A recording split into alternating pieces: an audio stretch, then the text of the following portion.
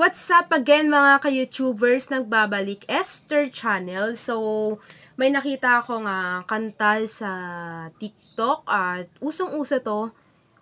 Nakikita ko to mostly sa TikTok kapag nag-break na yung mga magjowa. So, title nito ay Heard So Good. Si Astrid, ang alam kong pagkakalam ko siya yung kumanta nito.